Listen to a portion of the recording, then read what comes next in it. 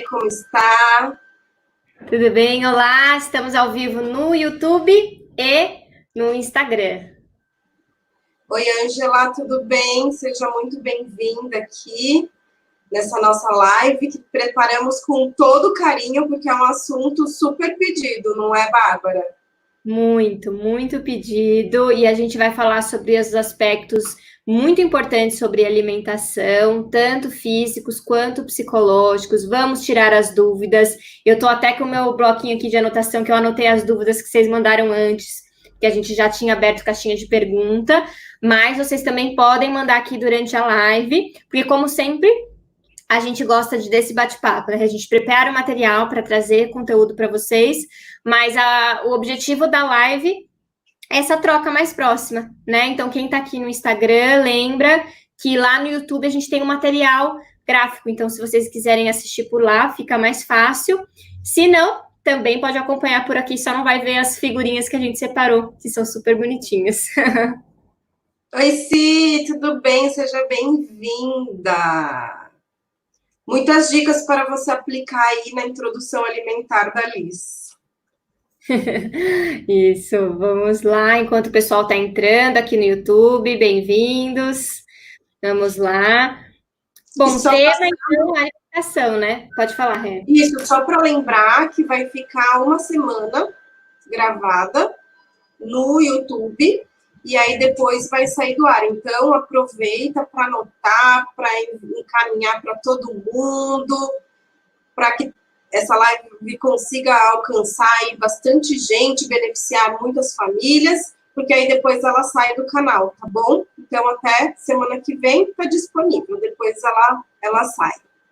Exatamente. Então, toda terça-feira a gente troca as lives, né? Fica disponível para vocês, tanto no YouTube quanto no Instagram, depois ele sai do ar. Então, vamos aproveitar ao máximo que a gente está aqui super preparadas para conversar. Bom, enquanto o pessoal vai entrando, a gente vai fazendo uma introdução básica, já vai deixando as perguntas na ponta da língua, porque estamos afiadas hoje. Exatamente. Então, nós vamos falar hoje sobre um dos pilares dos hábitos saudáveis de vida. Então, hoje a gente sabe, vamos falar mais para frente um pouquinho, sobre a nossa expectativa de vida, que está aumentando aí ano após ano. E não basta vivermos muito tempo, certo? A gente precisa ter qualidade de vida. Então, seguindo aí um conceito do Lifestyle Medicine, que fala sobre... Opa! Falha técnica, pessoal. Pronto, já voltou. Oi, Sheila, tudo bem? Então, seguindo um conceito sobre o lifestyle, ele fala de 6 pilares para os hábitos saudáveis, tá? Então, para quê? Para que a gente consiga viver com qualidade e não somente viver aí, ter uma longevidade às custas de quê? Certo? Então, o que a gente precisa pensar? A gente tem os 6 pilares. E quais são esses 6 pilares? Então, a alimentação, que é o que a gente vai falar nesta semana, e nas próximas semanas também vamos abordar os outros pilares. E quais são esses outros pilares? Atividade física, controle de estresse, relacionamento intra e interpessoal, sono e controle do tabagismo, tá bom? Então, hoje é um dos pilares extremamente importante, que é a alimentação. Então, para quem está acompanhando aí no YouTube, tem um slide, eu vou ler para quem está aqui no Instagram ficar a par. Então, primeiro, investir na construção de hábitos saudáveis são essenciais para viver bem. Então, quem sabe, quem tem aquele hábito que não é legal, que é difícil, por exemplo, fazer atividade física. Atividade física é um hábito mestre. O que é um hábito mestre?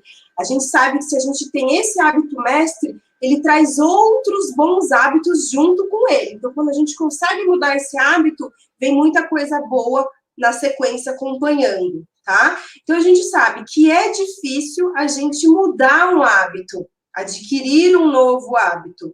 Mas quando a gente consegue, a gente sente os impactos aí em vários pontos da vida, tá bom? Outro ponto que é preciso ter longevidade com qualidade de vida. Então, não adianta viver bastante, mas ficar lá na cama, tomando um monte de remédio, gastar o tempo ao invés de viajar, ficar precisando marcar consulta, ir no hospital, não é legal, tá bom? Sabemos também que modificar um hábito ruim envolve gasto de tempo, que é hoje o nosso ativo mais precioso, é o nosso tempo, certo? O nosso tempo vale ouro. Energia, dinheiro, além do desgaste físico e emocional, tá? A gente tem muitos transtornos emocionais, que a Bárbara vai falar bastante sobre isso, quando a gente não tem bons hábitos, tá bom? E o ideal, sempre o ideal é o quê? A prevenção. Então, fazer com que esses hábitos estejam presentes desde o início da vida. Desde quando? Desde a concepção. Então, tá lá na barriga, no intraútero, a gente já consegue trabalhar bons hábitos desde sempre. Exatamente. E é só um comentário que eu quero fazer, isso que você falou é muito importante, porque é muito mais difícil a gente mudar alguma coisa quando ela já está instaurada.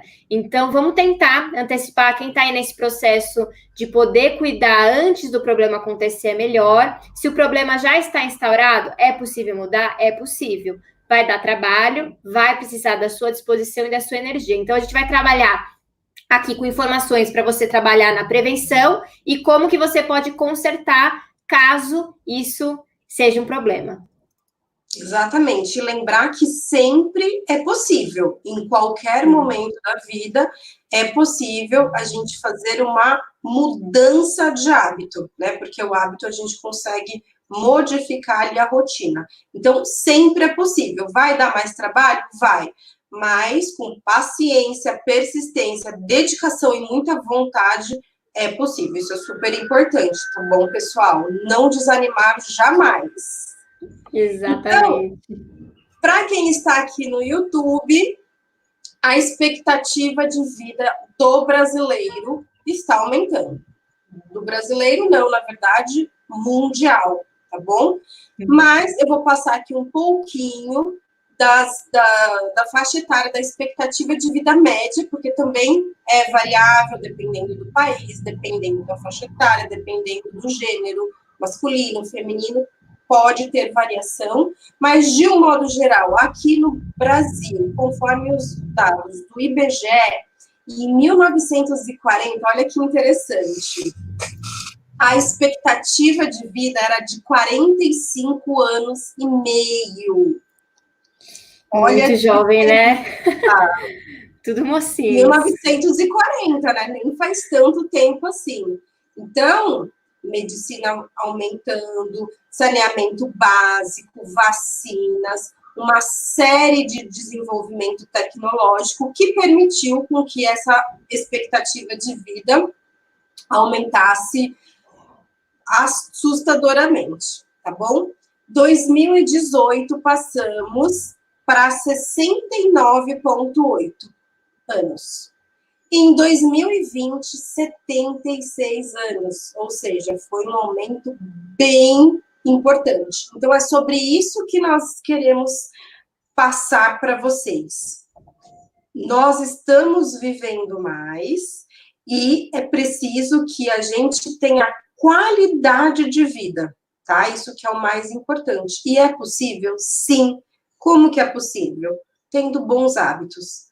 A chance da gente conseguir ter uma vida boa lá na frente, né? A gente já trabalhou tanto, já perdeu tanto final de semana, tantas viagens que precisaram ser adiadas, postergadas, e de repente, quando chega lá na nossa melhor idade, a gente tem mais aqui desfrutar de tudo isso, não é, Bárbara? É, e a gente espera que seja a melhor idade, porque muitas vezes não é. né? É o desejo que seja a melhor idade. Então, vamos ver. Você quer chegar aos 80 anos na sua melhor idade ou se sentindo péssimo? É um assunto que a gente precisa entender e reconhecer o que dá para prevenir. Acho que isso é o mais importante. Isso, exatamente. E trabalhar também que é possível mudar um hábito, sim, é possível, mas despende muito mais energia. Então, pegar as crianças que estão aí começando e já traçar um bom planejamento com bons hábitos é muito importante. E certamente ela vai gastar a energia dela com outras coisas e não modificando hábitos que não foram tão bons assim, né? Eu trouxe um dado, quem está no YouTube está acompanhando, do Ministério da Saúde, alertando sobre os riscos das doenças desencadeadas pela obesidade. Então, hoje a obesidade é uma epidemia mundial. Então, até pouco tempo atrás, uns 50 anos atrás, sofríamos da desnutrição e, de repente, virou. Hoje a epidemia mundial é a obesidade, também a obesidade infantil, infelizmente. A gente sabe que uma criança obesa tem 80% de chances de ser um adulto obeso também. Então, é na infância que a gente cuida e tenta segurar para que essa criança não fique obesa. E mais um dado bem alarmante, que 50% da população brasileira está acima do peso e 20% já tem o diagnóstico de obesidade. Então, é um assunto muito relevante e a gente gosta de falar bastante sobre isso, porque é possível a gente viver melhor e gastar muito menos tempo, energia, dinheiro, fazendo uma forma preventiva do que atuar somente nas doenças.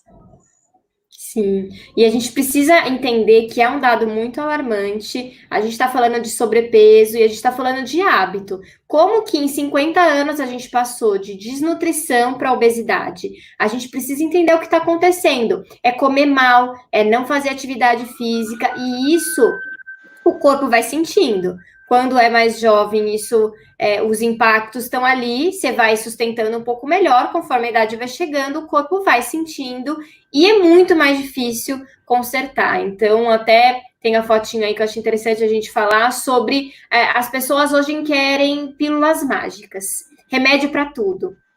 Quer remédio para emagrecer, remédio para ansiedade, remédio para controlar comportamento infantil, e aí a gente precisa tomar muito cuidado com esse ponto, que acho que a doutora Renata é especialista para falar sobre isso, porque a gente está com uma questão de automedicação altíssima e é muito preocupante. Exatamente. E uma vez que a gente consegue entender e se conscientizar dos nossos próprios hábitos e, acima de tudo, nos responsabilizar por tudo isso, eu acho que começa a fazer mais sentido e a gente começa a procurar alternativas para resolver o problema lá na raiz, né? Porque quando a gente procura um medicamento para isso, medicamento para isso, medicamento para isso, quando a gente vai ver, a gente está medicalizado. E isso não é interessante, tá bom? Exato. Porque aquilo que a gente fala sobre causa e consequência. Quando a gente fica medicando todos os aspectos, a gente entra no looping, a gente não vai na causa, e aí a gente sabe que todo remédio tem efeito colateral. Então, você toma um remédio para tirar o efeito colateral do outro remédio, que o outro remédio vem, e aí a gente entra no looping, ao invés de entender qual que é o problema, o que está acontecendo e o que eu preciso fazer para mudar. Que é esse o nosso objetivo desse nosso bate-papo de hoje, é ajudar vocês a encontrarem a causa do problema. Exatamente. Agora nós vamos para as dicas práticas. Eu acho que todo mundo quer saber de dicas práticas, né? Do que fazer.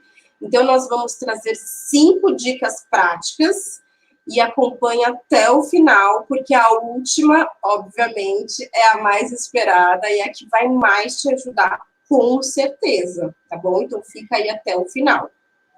Então, Os bons hábitos se iniciam desde cedo.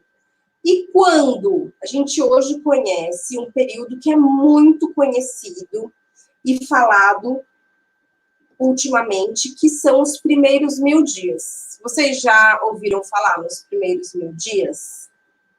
E por que ele é importante? Então, os primeiros 1000 dias é o período que vai desde a concepção, inclui toda a parte da gestação e os primeiros 2 anos de vida da criança. E por que é tão importante? Porque é o período da vida que a gente mais cresce.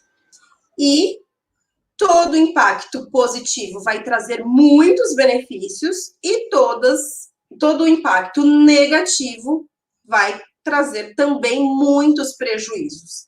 Então, se existe um período, que é o período que a gente precisa se dedicar, dar o máximo, é o período de maior crescimento, que são esses primeiros 1000 dias. Não que todo o resto não seja importante, mas ele requer aquele cuidado especial, né? Então, olhar para uma criança durante a gestação e durante os primeiros 2 anos pós-parto, tem que ter um olhar muito cuidado, muito atento, e qualquer deslize é importantíssimo em uma intervenção muito precoce, tá bom?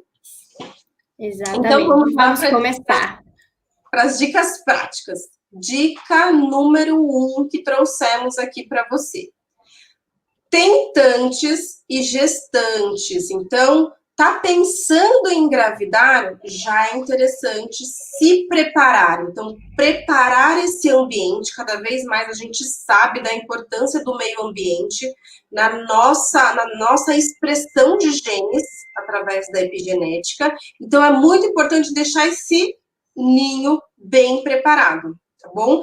Então, já passa no ginecologista, verifica todos os medicamentos que precisa tomar, suplementação, ácido fólico, será que tá tudo bem com o hemograma? Será que tá tudo bem com a vitamina D? Será que precisa de suplementação de cálcio? É muito importante que você se prepare para isso. O ideal é já engravidar com um peso adequado, ou pelo menos já ter uma reeducação alimentar para que você já comece a comer coisas saudáveis, tanto antes de engravidar quanto durante a gestação. A gente sabe que é super importante esse cuidado com a alimentação, tá? Então, ter uma avaliação, o médico acompanhando direitinho, o ginecologista, e detectando qualquer probleminha que precise realmente de uma intervenção precoce, para a gente conseguir tirar todas as causas que vão contra ao bom desenvolvimento desse bebê.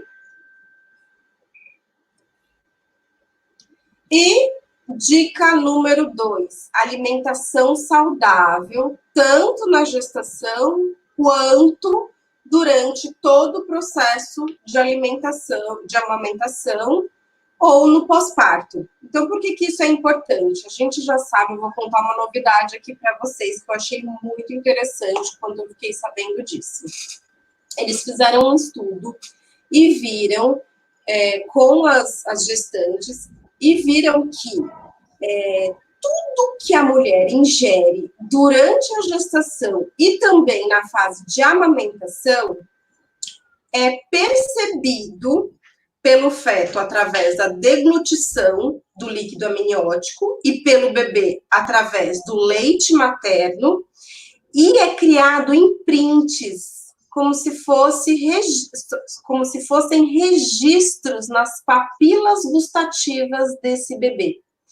E aí a gente sabe que esse bebê vai ter uma maior predileção por aqueles alimentos ingeridos pela mãe durante a gestação e lactação. Não é fantástico isso? Fantástico, fantástico. Se você quer que o seu filho coma bem, coma de tudo, já comece ingerindo todos esses alimentos desejados durante a gestação e também durante a lactação. E o outro ponto importante é que não adianta a gente preparar aquela comidinha linda, maravilhosa para a criança e ter na nossa mesa os pais comendo outros tipos de alimento, porque a criança ela vai aprender pelos exemplos, então ela vai querer, com o tempo, comer exatamente aquilo que tem na mesa de casa, aquilo que os pais estão comendo, aquilo que os irmãos estão comendo. Então, a refeição destinada ao bebezinho dura pouco tempo, dos 6 aos 10, 11 meses no máximo. Com o tempo, ele vai querer exatamente o que tem ali na mesa. Vai olhar o pratinho, vai olhar, né? Vai fazer isso aqui. Não pode nem falar, mas ele já vai falar. Então, se você estiver comendo, degustando um brócolis, uma cenoura, um arroz, um feijão, uma carne, ele vai querer aquilo que ele tem como exemplo. E o oposto também, se você estiver comendo uma batata frita, um sanduíche, tomando refrigerante, ele vai querer exatamente a mesma coisa. A Sheila concordou, não é, Sheila? Não, isso vale para tudo, né? A gente fala aqui, acho que toda semana, são 9 semanas que a gente está aqui direto, toda terça-feira falando com vocês, o quanto a gente precisa saber que somos os exemplos. A gente está falando especificamente de comida, mas isso vale para tudo. O faço o que eu digo, mas não faço o que eu faço, não funciona. E com comida é a mesma coisa. Então, assim, não só a gestante precisa se preocupar, né, e a mulher que está amamentando, quanto o parceiro, a parceira quem está do lado ali. Ah, não, minha mulher que tem que se preocupar com isso. Não, todo mundo, porque se você não comer, se você não for o exemplo, ele está olhando. E aí, a hora que eles crescem, eles usam isso, né, a favor deles, é óbvio. Exatamente. Então, e outra coisa que é muito importante, os primeiros 2 anos de vida, eles são decisivos. Por quê? Porque é a época de formação de paladar. Então, tudo que você oferecer para a criança nesses 2 anos é o que ela vai comer e vai levar isso como um hábito para a vida dela, tá bom? Então, por isso que é muito recomendado a gente olhar com cuidado para esse processo de introdução alimentar, para a gente evitar oferecer industrializados, alimentos ultraprocessados, gorduras, frituras, condimentados, excesso de sal, guloseimas e doces nos primeiros 2 anos. Então, não é questão de chatice, né, pegar pesado, não, é porque está formando o paladar. Então, deixa e oferece depois. Segura até 2 anos, vale a pena. Agora, quando a gente começa a oferecer antes disso, a criança tem uma tendência a querer e necessitar mais desses alimentos, né? E a gente sabe que eles até podem ser mais saborosos, a gordura é muito saborosa, mas a densidade, a qualidade nutricional é muito pequena. Então, é o que a gente chama de caloria vazia. Não tem nada, a gente não aproveita nada. Só a caloria mesmo. A Simone está até comentando aqui que ela percebeu na introdução alimentar da filha dela, da Lisa, que ela tem um irmão mais velho e é ótimo, e ela tá balançando os bracinhos para comer a comida do irmão. E é bom porque exatamente, eles estão ali se incentivando. Você que também tem essa experiência de 3, né, Rê? Eles se olham, né? Então faz toda a diferença. E com a primeira é muito mais fácil a gente segurar, né? Eu vejo nitidamente isso, tá? Porque o que eu falo para vocês, eu faço na minha casa, eu aplico. Então, com a primeira filha, com a Luísa, que hoje tem 9 anos, eu consegui seguir direitinho 2 anos. Acho que a Luísa foi com mais doce, essas coisas com 3, 4 anos, e ela não tem muita necessidade. Ela come pontualmente e eventualmente. E aí, com os irmãos, já fica mais difícil, porque você vai ver, tá dando lá um chocolate pro irmão. Mas quanto mais vocês conseguirem segurar, melhor. Faz total diferença, tá? Então, vale a pena segurar. E aí, depois você vai ver que vai ser muito natural da própria criança. Ela não vai precisar, não vai ter a necessidade desses alimentos mais do doce, né? Do doce, da gordura, do embutido, do salgadinho. E, às vezes, uma alternativa também, uma dica, é não ter em casa, né? Porque toda vez Uhum. que a gente tem em casa, principalmente com os irmãos mais velhos, é mais difícil segurar. Então, não tem em casa. Então, é a melhor forma, você não vai sair para comprar, então já dificulta o caminho da perdição, né? Exato, é uma boa dica. Não ter em casa, né? Ai, não consigo me Não, controlar. Não compre. não compra, ou então só compra para o final de semana. Então é legal, porque Sim, também para os maiores, com o tempo, eles começam a perceber isso. Não, no final de semana tem. Então acho que é bem interessante. sim. E a dica número 3. Então, aleitamento materno exclusivo nos primeiros 6 meses de vida. Então, a gente sabe, através de inúmeros estudos, cada vez a ciência mostra mais e traz mais respaldo para a gente o quanto o leite materno é importante. Não só do ponto de vista nutricional, mas também tendo em mente os inúmeros outros benefícios que o leite materno traz, né? Não só o leite em si, mas o processo da amamentação. Então, é o vínculo, é a troca, é o olho no olho, é o estar pele a pele. Então, a gente já sabe hoje que massagear a criança, tá ali coladinho, isso é ótimo até para aumentar a imunidade. Tem o leite, o colostro é a primeira vacina do bebê, então aquele leite que parece, né, uma aguinha, todo mundo fala, ai, não tem nada. Ele tem um monte de anticorpo para criança que tem um sistema imunológico ainda muito débil, ainda muito imaturo, ele é maravilhoso. E demanda bastante, tá? Então, quem amamentou, quem amamenta, sabe que não é fácil, que é muito mais fácil desistir do que continuar. Hoje, a taxa de desmame no Brasil é em torno de 57 dias de vida. Então, a gente sabe que realmente demanda, mas vale a pena ter uma rede de apoio. Então, passar em consulta com o pediatra antes desse bebê nascer, amamentar na primeira hora de vida. Se você tiver qualquer problema com a amamentação, começou a doer, já pede ajuda, porque certamente tem alguma coisa errada e que dá para consertar, tá bom? Então, vale a pena. E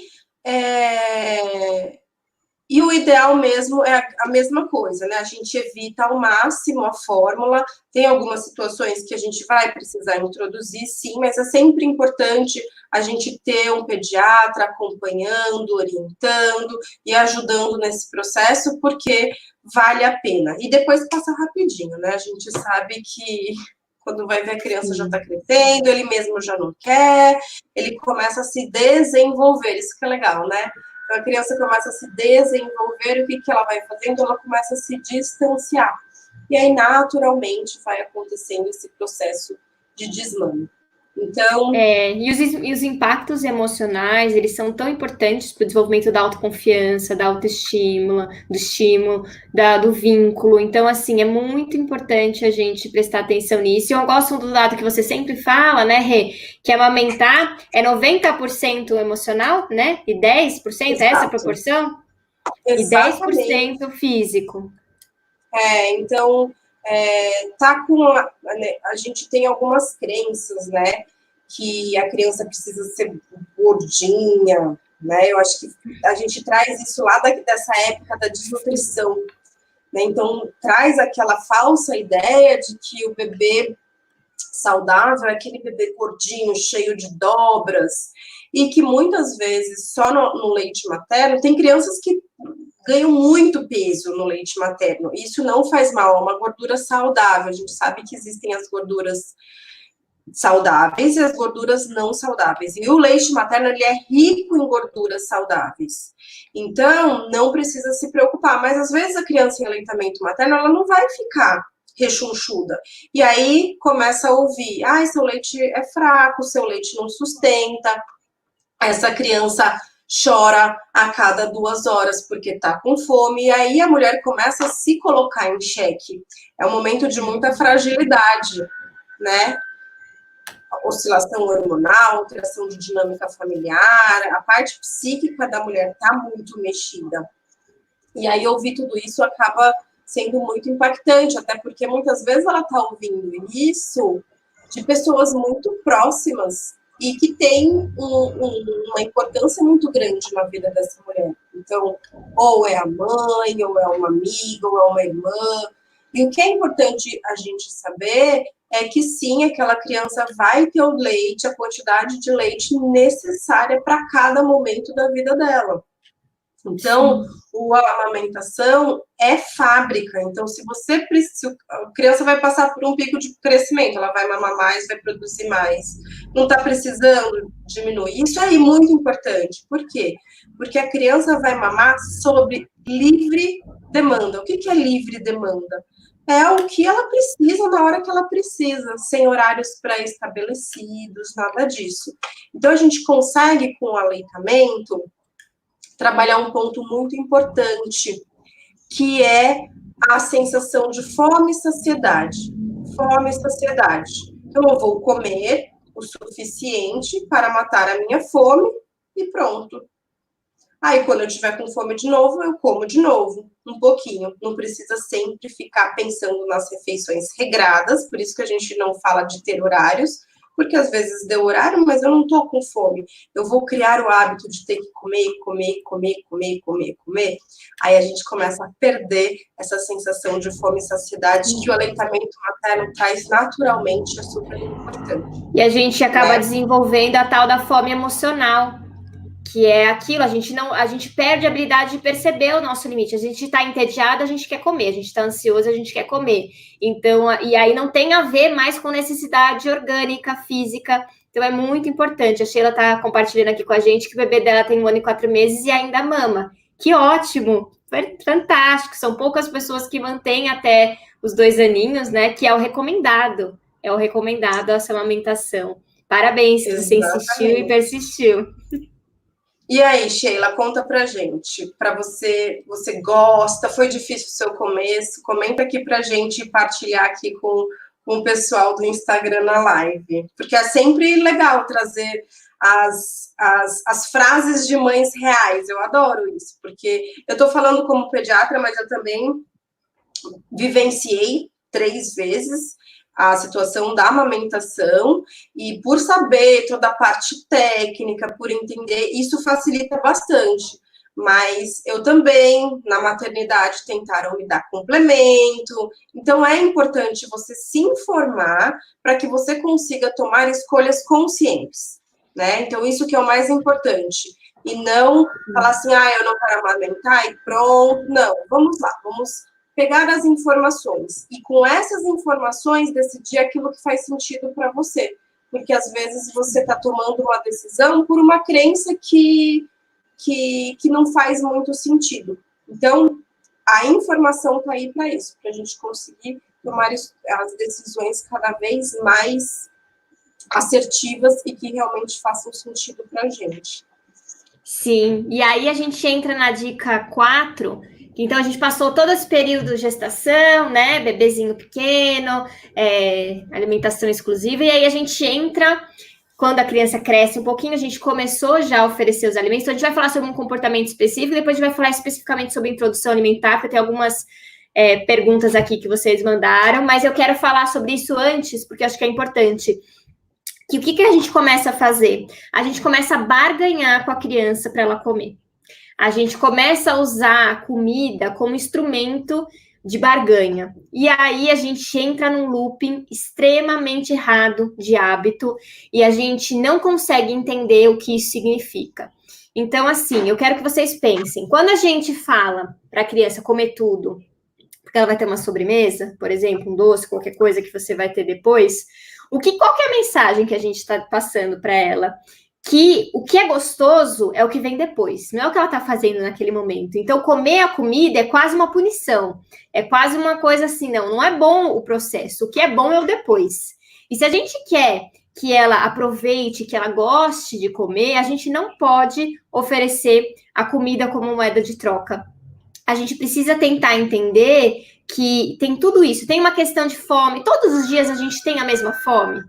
Todos os dias a gente tem a mesma vontade de comer, então a gente precisa tomar um pouco de cuidado com a nossa ansiedade, tá? Isso é muito importante, então eu até quero levantar um sinal de alerta aqui, o quanto é comum a depressão pós-parto, o baby blues, e o quanto isso não ser tratado, o quanto esse trabalho junto, por isso que a doutora Renata, a gente trabalha junto há alguns anos, porque esse trabalho casado da pediatra com a psicóloga infantil faz toda a diferença para o desenvolvimento saudável dessa criança. Porque o que acontece? Quando uma mãe tem uma depressão ou quando uma mãe tem um baby blues e não é tratado, isso vai gerar várias questões emocionais para essa criança, inclusive alimentares. Porque pode ser uma mãe extremamente ansiosa que atende, que vai ali para a criança além daquilo que ela estava precisando. Então, aquela criança nem consegue sentir fome de tanto que aquilo acontece, ou uma mãe que está tão deprimida, no estado deprimido, que não consegue enxergar a necessidade dessa criança. E eu já peguei muitos casos de mãe que a criança já tem 4, 5 anos, e quando a gente vai investigar, ela tem uma depressão pós-parto não curada. Nossa, mas pós-parto a gente acha que é só imediatamente? Não, se você não trata, você vai levar isso. E aí, geralmente, o segundo filho, isso junta ainda mais, então a gente precisa trabalhar. E quando a gente fala sobre recompensa, tem muito a ver com essa ansiedade dos pais ali para que essa criança coma, para que essa criança se desenvolva. Então, a gente precisa entender, será que a gente quer ensinar que o que é depois é melhor do que o processo? Quando a gente diz que a sobremesa, a gente vai recompensar com a sobremesa, a gente está dizendo que comer é quase uma punição. Então, você vai comer para depois se satisfazer. E a comida não pode ser vista como uma punição. Então, associações punitivas e recompensatórias em relação à comida vai gerar um estabelecimento de uma relação confusa com a comida. E aí, mais para frente, a gente pode desenvolver tantos transtornos e aí desenvolver obesidade, como transtornos como anorexia, bulimia, tem vários problemas que depois a gente vai falar sobre transtornos, não é hoje, mas eu quero que vocês saibam que dependendo da forma como a gente lida com a comida, a gente pode desenvolver sim umas disfunções alimentares muito perigosas. E aqui no Brasil, principalmente, a gente tem muito a cultura de associar comemoração, evento com comida. Então, a gente está feliz, marca uma coisa, vai jantar. Tá feliz, compra uma pizza. Então, assim, a gente associa tudo isso à comida. E a gente precisa entender que a questão não é a comida, é exatamente a associação. Então, eu só posso ser feliz, eu só posso extravasar a minha ansiedade. Então, eu tenho atendido uns pacientes aqui na quarentena e as mães têm me falado, Bárbara, meu filho não para de comer, quer comer o dia inteiro. Eu acabo de almoçar, mãe, me dá um lanchinho, me dá um biscoitinho. E isso tem a ver muito com ansiedade. Então, a gente precisa escutar os pedidos da criança. Por isso que eu falo, uma mãe que está emocionalmente saudável, né, uma mãe, um pai, eles conseguem perceber a sutileza do que é fome, do que é ansiedade, do que é cansaço, do que está acontecendo. Se você também está ansiosa, você não vai conseguir perceber qual é o comportamento do seu filho. Então, é muito importante a gente falar sobre isso, porque a maioria a gente acaba oferecendo a sobremesa com a melhor das intenções, tá, gente? Como a gente sempre diz aqui, a gente não tá aqui para julgar, para dizer que vocês estão, pegar o chicotinho, a gente quer que vocês tirem o chicotinho, mas a gente quer que vocês tenham a informação adequada. E vocês saibam qual é a consequência disso que você está fazendo. E aí depois a gente não consegue desassociar os hábitos. E hoje aqui a gente tem várias disfunções alimentares complicadíssimas, né, que tem a ver com questões emocionais. Exatamente. E aí eu sempre dou uma dica bem legal. E até falando sobre alimentação saudável. Quantas porções de frutas é recomendada por dia para todos, tá? Alguém sabe? 4 a 5 porções de frutas ao dia. Então, esse seria o ideal, tá bom? Então, alimentação... Quem tá ouvindo, peraí, quem tá vindo aqui, quem come 4, 5 porções de frutas por dia? Fala aí para mim. Quero ver, hein? Vai. É muito raro, mas é muito importante. Então, esse seria o ideal, o cenário ideal. Então, o que a gente pode fazer para o bebê? Lembra que o bebê, a criança, a gente tem que tentar dar o máximo, chegar perto do ideal, se não chegar no ideal. Então, o que dá para fazer? Uma fruta no café da manhã, uma fruta depois do almoço, uma fruta depois da janta e uma fruta no lanche da tarde, ó. Pelo menos 4 já tem, tá bom? E é muito interessante, porque você dá a fruta depois do almoço, pode funcionar sim como uma sobremesa, mas o mais interessante e que as guloseimas não vão oferecer é que com algumas propriedades da fruta, principalmente as frutas cítricas, a gente consegue aumentar a absorção de ferro dos alimentos. Ou seja, a gente otimiza e potencializa o que a gente deu na refeição principal, tá? Então, além de ser um complemento ideal, a gente atinge o nosso objetivo principal, a gente consegue otimizar ainda mais a ingestão, a absorção do ferro do alimento, tá? Então, isso é super importante, fica a dica, fica a sugestão. Ah, mas a criança comeu tudo. Eu preciso sim oferecer a fruta? Sim, pode oferecer a fruta, tá bom? Por quê? Porque a gente vai trabalhar nessa questão de otimizar e potencializar os nutrientes que já foram dados na refeição principal. E não esqueçam de não associar com recompensa, né? Quando a gente está falando da fruta, é um complemento, é um hábito saudável que você está desenvolvendo. Então, vamos prestar atenção na forma como a gente está fazendo essa alimentação. E aí a gente vai falar sobre distrações, sobre várias coisas aí que são bem problemáticas. Mas vamos lá, vamos falar sobre o ponto 5. Tem os videozinhos lindos da nossa blogueira master aí, das filhas da Renata, que vocês vão amar, que a gente vai passar para vocês verem. Então, a gente fala da introdução, vamos começar a introdução alimentar. Essa decisão, esse momento é muito importante, tá? O ideal é que o pediatra oriente qual o melhor momento para introdução alimentar. Algumas sociedades falam a partir de 4 meses, mas é importante que a criança tenha sinais de prontidão, ou seja, que ela tenha um sistema neurológico já capacitado para fazer essas execuções, essas habilidades, para conseguir manejar essas habilidades que são essenciais para o ato de comer, tá? Então, quando que isso acontece? Por volta, o ideal, 6 meses, tá bom? Algumas crianças precisam de um tempo maior, né? Então, a gente tem algumas crianças com atraso do desenvolvimento, as crianças que têm síndrome de Down. Então, cada indicação precisa ser muito bem individualizada. Então, eu não recomendo iniciar qualquer processo de introdução alimentar antes do ok do pediatra que acompanha essa criança, porque a gente precisa avaliar o desenvolvimento, se essa criança está apta para receber os alimentos. Quando a criança está apta para receber os alimentos, a gente minimiza a chance dos engasgos ou qualquer outras complicações decorrentes de uma introdução alimentar no momento inadequado, tá? Então, é sempre importante. E outra coisa, essa dica é assim, vale ouro. Quando você for começar a introdução alimentar com o seu filho, lembrar que até então ele estava acostumado a comer deitado e o alimento na forma líquida, certo?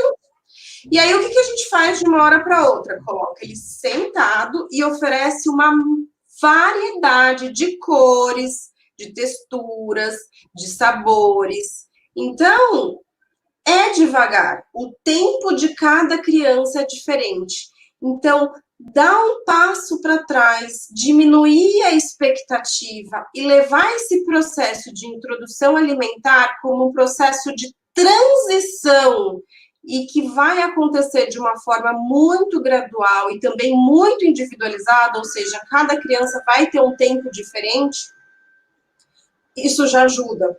Porque quanto mais ansioso o cuidador tiver de que tem que comer, conta a colherada e vê, compara, vê o quanto o vizinho comeu, vê quanto o primo comeu, isso começa a entrar num ciclo, num looping de ansiedade e busca por resultado que acaba prejudicando todo o processo. Então, um bom processo de introdução alimentar que vai ditar o sucesso desse processo consiste no quanto esse cuidador, no quanto o pai, no quanto a mãe, no quanto o avô, a avó ou a babá estão confiantes, seguros e tranquilos, e sem aquela obrigatoriedade de tem que comer. Tem que comer. Não, a gente vai levar como um processo de transição. Então, eu estou dando a oportunidade dele se adaptar com essa gama aí de alimentos diferentes. Então, isso é muito importante. Esperar um tempo adequado e levar com naturalidade. Então, isso é super importante, tá bom? O que a gente quer? Qual que é o objetivo da introdução alimentar? Que a gente desenvolva uma relação de interesse pelo alimento saudável. E como que a gente vai conseguir desenvolver o interesse por alguma coisa? Conhecendo aquela coisa a fundo, né? Então, quanto mais a gente conseguir, quanto mais vezes a gente conseguir que essa criança tenha contato com o alimento, sinta o cheiro do alimento, olhe o alimento, passe na pele o alimento, então tenha todos os órgãos do sentido explorados, então é uma exploração sensorial, maior a chance de sucesso. Então, por isso que é importante pensar em tudo nesse momento, né? Então, dificilmente a gente vai conseguir ter uma relação saudável quando a gente não conhece muito bem, a gente não conseguiu pegar o que é criança, o que toda criança faz. E por isso que a gente precisa esperar o tempo dela. Pega e põe na boca. Pega e põe na boca. Toda criança faz isso. Então, é isso que ela vai fazer naturalmente com os alimentos, tá? E aí, uma dica também que eu dou antes mesmo de começar a introdução alimentar é dar bastante brinquedinhos de diferentes texturas, tecidos, o que vocês quiserem para essa criança pegar e colocar na boca. Pode colocar? Pode fazer isso? Deve. Porque depois, quando ela estiver no tempo da introdução alimentar, naturalmente ela vai fazer o mesmo com o alimento. Sim, muito boas essas dicas. A gente tem quem tá no Instagram, quiser migrar para o YouTube, tem um videozinho muito fofo da Bia, que ela é linda, e aí a gente vai passar e a gente vai responder as dúvidas. A gente tem 3 dúvidas importantes aqui que surgiram, então a gente vai passar aqui para vocês verem que uma, né, são a criança que comia bem e parou. Então, a gente vai responder a pergunta da Renata. A gente tem a pergunta da Larissa, que é a criança que não está comendo mais sozinha, só come e se dá na boca. E a gente recebeu da Sheila também que se deve temperar a comida, como fazer isso. Então, tem algumas perguntas bem legais que a gente já vai ajudar vocês aí a responder essas dicas. Então, vamos ver se vocês conseguem ver a Bia. Então, essa introdução alimentar da Bia foi com 6 meses, com os alimentos todos cozidos. Então, eu colocava na panelinha de vapor, tá? O vapor é a forma que a gente mais preserva os alimentos. Então, tem os alimentos crus, e a gente acaba deixando o alimento cozido, porque a gente consegue aumentar a caloria e diminuir a chance de contaminação para os bebezinhos muito pequenininhos, por isso que o cru é recomendado. E eu fazia tudo na panelinha do vapor, conseguia fazer em porções pequenas. Por quê? Porque quanto mais tempo na geladeira, mais a gente perde nutrientes. E oferecia, deixava no pratinho e ela mesma ia pegando com a mãozinha, tá bom? E o que é importante? A gente dá essa variedade de cores, de sabores, de texturas, tá? Então, pode temperar, pode, deve, a comida, quanto mais bonita ela tiver, pensa lá naquela papinha toda batida, pode fazer ela amassada no garfo, tá, gente? Batida, não, liquidificada, não. Sempre amassada no garfo, para quem não quer fazer essa opção do BLW, que é em pedacinhos, tá bom? Mas pensa no visual, quando você vê aquele prato bonito, colorido, cheiroso, aromatizado, não dá muito mais vontade de, já até abre o apetite. Quando a gente vê aquela maçaroca, tudo de uma cor só, um gosto só, porque mistura tudo, acaba despertando menos interesse. Então, a comida bonita é legal. E que tipo de tempero? No começo, eu não recomendo sal. A gente coloca sal quando a criança migra para a alimentação da família, tá bom? Por volta ali de 1 aninho, e aí pouco sal, isso que é importante. Aí é importante que a refeição... Para todos, né? Menos sal para todos. Mas a gente pode temperar com o quê? Tomilho, sálvia, orégano, manjericão. Se for natural, melhor ainda. É o ideal, tá bom? Se você quiser, quero colocar, mas assim, é bem pouquinho, mas bem pouquinho mesmo, tá bom? E aí, o que é importante? Respeitar a proporção dos alimentos. Então, pensando num pratinho redondinho, 1/4 cereal ou tubérculo, 1/4 legume, 1/4 verdura, e nesse segundo quarto a gente divide metade proteína, metade a família das leguminosas. Essa proporção também é importante, porque a gente não deixa a refeição desbalanceada. Mais de uma coisa e quase nada da outra, tá bom? E aí, terminou de fazer a comidinha, um fio de azeite extra virgem, porque é importante, fonte de ômega 3 e ajuda a regularizar também o intestino, tá bom? Então, o ideal é que sempre sobre um pouquinho no prato. Por quê? Porque a gente vai saber se a criança, o crescimento da criança acontece assim, tá? Como a gente vai saber se está aqui em cima e ela precisa de mais caloria, mais energia, ou se está aqui embaixo, deixando a criança se autorregular. Então, quando ela quiser mais, a gente vai dar mais, e quando ela não quiser, a gente também vai ficar tranquilo, tá bom? Sabendo que o apetite da criança não é linear, por isso que a gente precisa saber respeitar. Se ela não quer, porque ela não precisa. E por isso que a gente não força, e por isso que a gente não fica fazendo gracinha para que ela tenha que raspar o prato. Então, a recomendação não é raspar o prato, tá?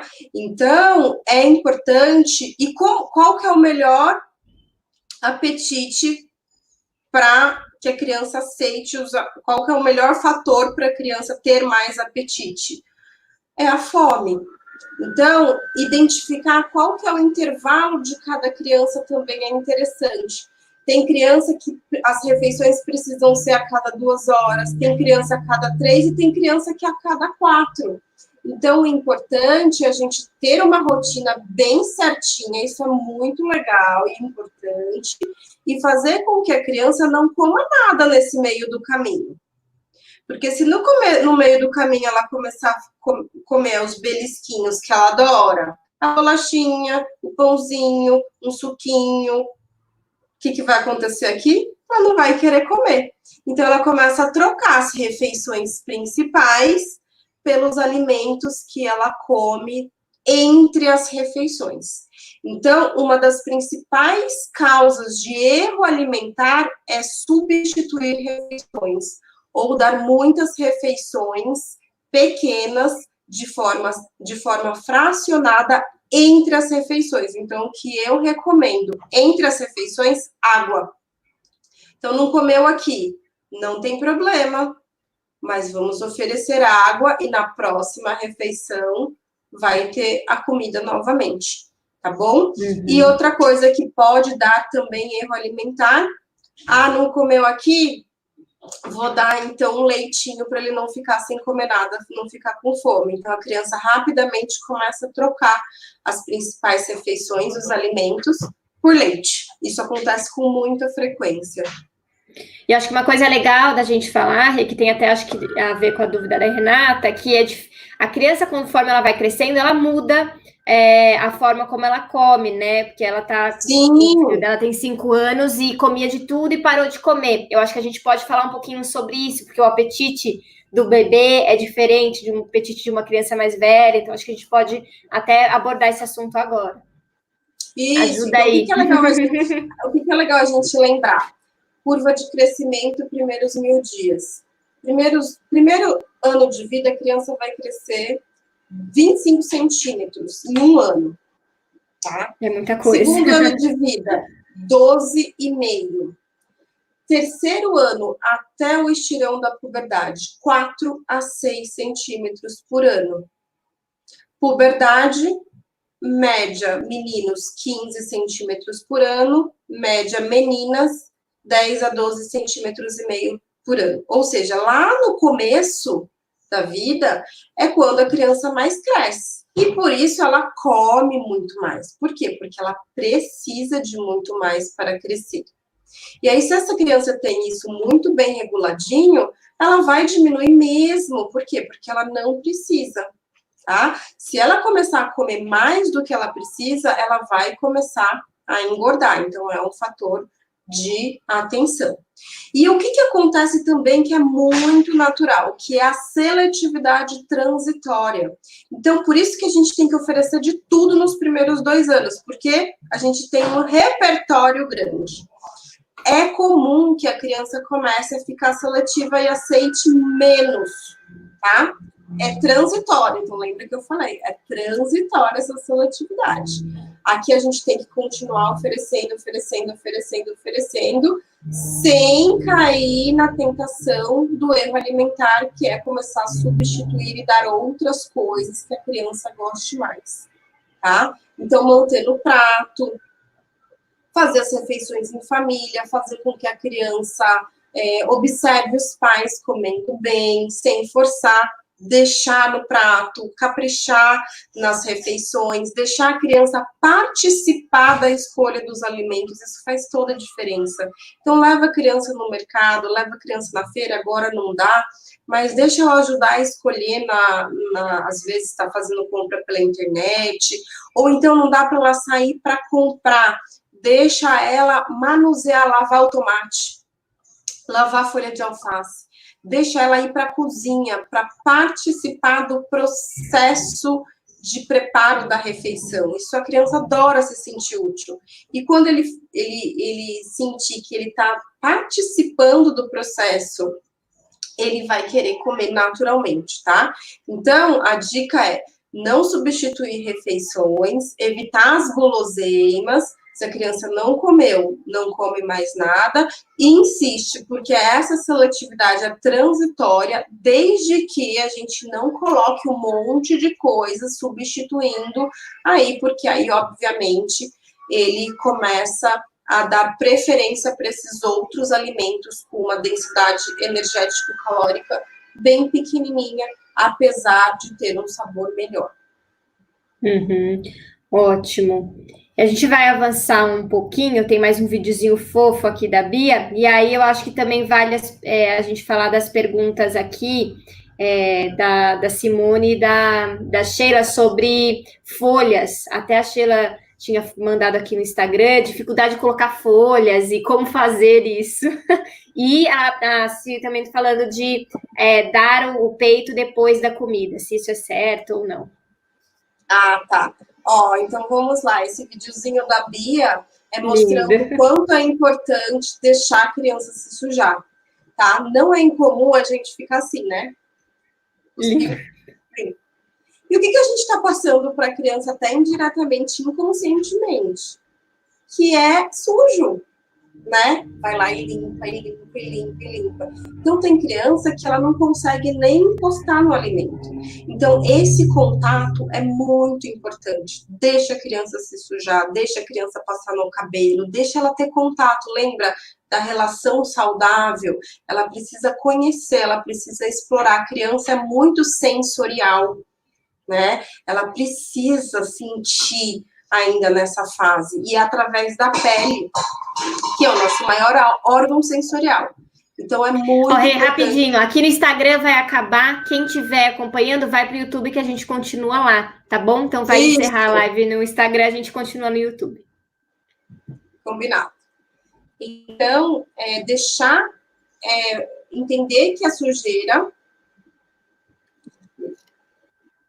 super importante para um vínculo muito forte, saudável. Então, pessoal, entender que essa sujeira toda, essa bagunça faz parte do processo, tá? Eu não consigo deixar a criança se sujar todas as vezes. Não precisa ser todas as vezes, mas quanto mais vezes você conseguir fazer isso, melhor.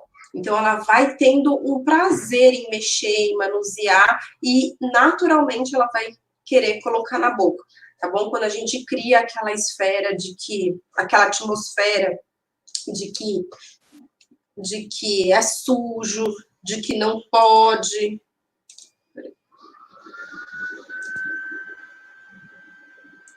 O som tá bom?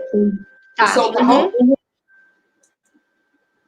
Então, quando a gente cria aquela atmosfera de que é sujo, que não pode, que tem que ficar tudo limpinho, acaba complicando, fica mais difícil, tá bom? Então, o que eu super recomendo e sei que dá super certo é deixar a criança ter esse contato, ela precisa conhecer, ela precisa manipular, ela precisa ter interesse pelo alimento, para fazer uma comida bonita, cheirosa. Depois a gente pode até marcar uma live só de introdução alimentar, porque é muito legal. E as receitas são fáceis, porque você coloca tudo lá na panelinha do vapor e fica pronta rapidinho, nutricionalmente maravilhoso, tá bom? Então, isso é importante. As folhas são mais difíceis, por quê, Sheila? Por conta das texturas, da fibra, tá? Então, por isso, pode ir fazendo no vapor ou refogado, do jeito que você se sentir mais confortável, e aí vai oferecendo aos pouquinhos, depois de um aninho. Antes disso é mais difícil, tá? Geralmente, o que funciona super bem, até pra gente ir dessensibilizando, porque a gente vai dessensibilizando a cavidade bucal, é o brócolis. O brócolis é um alimento super rico nutricionalmente. E a criança vai começando a dessensibilizar. A gente dá bastante textura para essa criança e ela consegue aceitar melhor. Às vezes tem criança que sente a textura da carne, então isso pode acontecer. Então, no começo, pode pedir no açougue para moer 2 vezes. Deixa ela bem pequenininha, bem fininha, mas ele consegue sim engolir. A criança, lembrar que a criança não precisa de dente para mastigar, tá? Ela precisa de uma gengiva durinha, isso ela já tem, e ela precisa da linguinha solta, isso é importante. Sempre perguntar para o pediatra se não tem a linguinha presa, porque a língua presa às vezes dificulta o processo de lateralização da língua, tá bom? Então é importante. Eu esqueci de falar. Volta só um pouquinho, Bá. Volto. É importante, gente, saber diferenciar. Muitas mães e pais têm medo do engasgo. Eu acho que é o maior medo de alguma coisa, de engasgar. Mas quando a gente espera o tempo certo, o desenvolvimento adequado da criança, quando a gente coloca essa criança verticalizada, no cadeirão, no lugar certinho, com um cintinho de segurança, para não ter risco, não só do engasgo, mas também de uma queda, do acidente, e sempre que uma criança estiver comendo, tem que ter um adulto do lado. São princípios básicos, tá? Até com a criança maior. E, de preferência, que esse adulto saiba fazer a manobra de desengasgo, que é super simples, precisa ser utilizada raramente, muito, muito raramente, né? Mas eu acho que vale a pena saber, porque no caso de necessidade, ela ajuda bastante, tá bom? Então, quando a gente toma todos esses cuidados e sabendo também qual é a diferença entre o gag reflexo e o engasgo, a gente consegue ficar mais tranquilo, tá bom? O que que é o gag reflexo?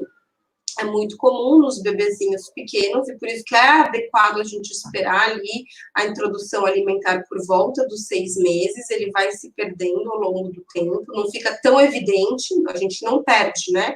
Mas ele não fica tão exacerbado e nada mais é o que é um reflexo de proteção da via aérea. E o que que é esse reflexo de proteção de via aérea? Quando o alimento vai, por acaso, para o lugar errado, você faz isso daqui, fecha o caminho que iria para o pulmão e coloca para fora esse alimento, tá bom? Então, isso daqui, ó, normal, fica tranquilo, não assopra, às vezes você vai assoprar.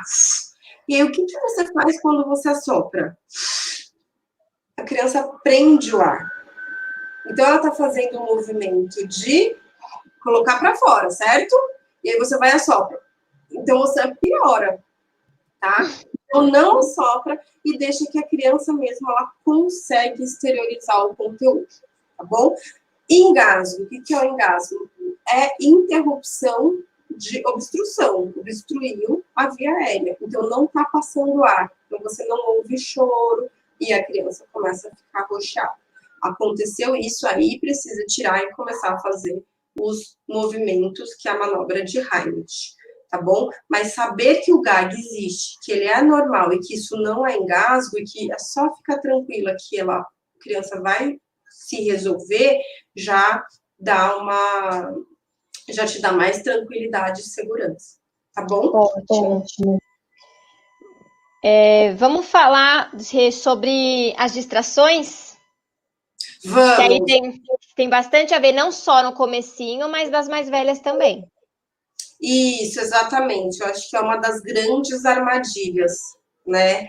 Lá no começo, por isso que é importante, lá no começo da introdução alimentar, a gente ter tranquilidade de que o processo pode demorar. Porque aí, às vezes, a gente cria uma expectativa e uma ansiedade que a gente começa a fazer uso de algumas ferramentas que são grandes armadilhas. E a principal delas é a tela, né? Então, hoje a gente vê um excesso aí do número de horas de telas em casa e principalmente durante as refeições.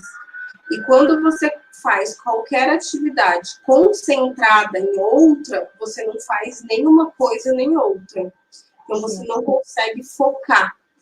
Então, a tela, ela acaba distraindo a criança até pode comer porque ela está hipnotizada, mas ela não está conseguindo estabelecer aquela relação saudável que a gente quer que ela tenha com os alimentos. Então, é basicamente comer a pipoca no cinema. A gente come até acabar o pote, mas não porque a gente precisa. Então, a gente fica hipnotizado assistindo e come muitas vezes mais do que precisaria. Por quê? Porque a gente não está prestando atenção nos sinais do nosso corpo para entender que que a saciedade, o reflexo da saciedade já foi enviado, tá? E eu queria, para ilustrar, trazer um vídeo para vocês que ele representa muito, muito o que a tela faz com um hábito. E esse hábito alimentar fica muito, muito explícito nesse vídeo, mas que pode ter outros fatores que a gente precisou aí fazer uso ao longo desse tempo todo, porque a gente vai criando algumas estratégias e que às vezes a criança ela não conseguiu essa relação de interesse com o alimento porque ela estava focada em outra coisa. Então, vou mostrar para vocês, vejam o que vocês acham.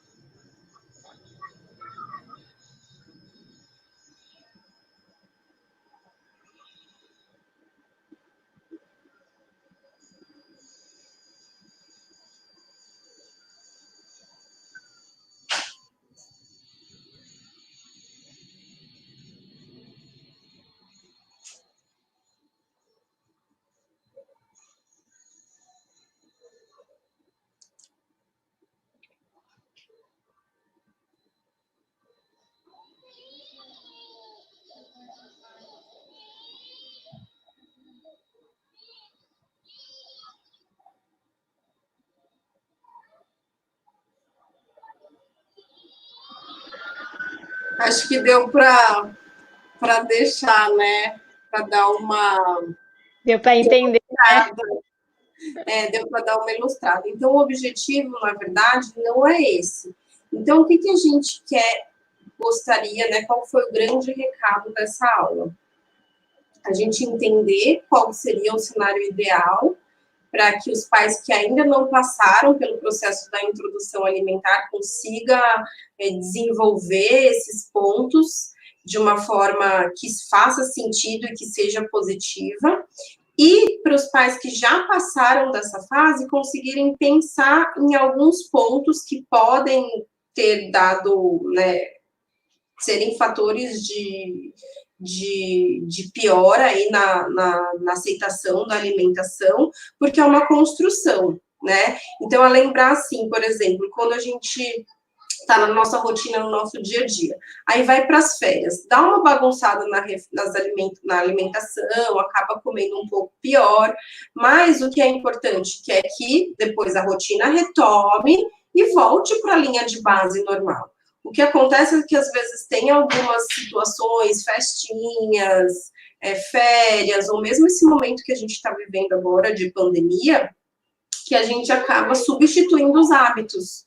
Então, são uns pontos para a gente trazer para reflexão e para que a gente consiga mudar. Lembrando que sempre é possível mudar, né? Sim. E eu acho que vale a reflexão para nós adultos, né, Rê? Vale aquela reflexão de será que eu estou tendo um bom hábito? Será que eu estou também assistindo televisão? Será que eu presto atenção naquilo que eu estou comendo? Nós somos os exemplos sempre. Isso em todas as áreas, falando de comida, mas em todas as áreas. A gente precisa repensar os nossos hábitos, a gente precisa repensar a forma como a gente lida com o alimento, e qualquer disfuncionalidade, a gente precisa procurar ajuda. É claro que a gente está falando aqui de prevenção, mas depois que a questão aconteceu, então uma criança mais velha que comia, deixava de comer, está ansiosa, comendo muito, comendo pouco, são sinais de alerta para que a gente possa conversar e tentar entender o que está acontecendo. Exatamente. Às vezes, esse sintoma tem alguma outra causa que precisa ser investigada, né? Então, não necessariamente as questões alimentares têm a ver com esse processo de introdução. Às vezes, é alguma situação que está acontecendo nesse momento e que ele traz esse sintoma alimentar, mas que a causa em si, às vezes, pode ser emocional, pode ter outros fatores, mas que ele está aparecendo como uma questão alimentar. Exato. A gente agradece aí vocês que nos acompanharam. A ideia foi pincelar, a gente vai continuar falando sobre esse assunto, a gente pode marcar para falar sobre os assuntos específicos que ficaram. Hoje a ideia era dar uma pincelada sobre os pontos principais, trazer reflexões. Agradeço aí quem perguntou, quem participou. Para a gente é sempre ótimo. E lembrando, como a gente falou no começo, a Renata lembrou, a gente vai deixar a live disponível uma semana, tá bom? Na terça-feira, quando a gente for falar sobre sono, tá? Já convido vocês também, que também é um dos pontos que os pais ficam de cabelo em pé, cama compartilhada, não, meu filho não dorme, dorme sozinho, não dorme, então a gente vai falar. E aí essa live de alimentação vai sair do ar, tá bom? E agradeço sempre aí a parceria, Rê. Obrigadíssima, Má. Falamos bastante hoje. E quem quiser saber mais sobre alimentação, a semana inteira no Instagram, estaremos lá no Stories com muitas dicas, tá bom? Então, vale a pena acompanhar. Um beijo para todas, um bom restinho de dia, e a gente se vê na terça-feira que vem falando de sono. Tchau, tchau!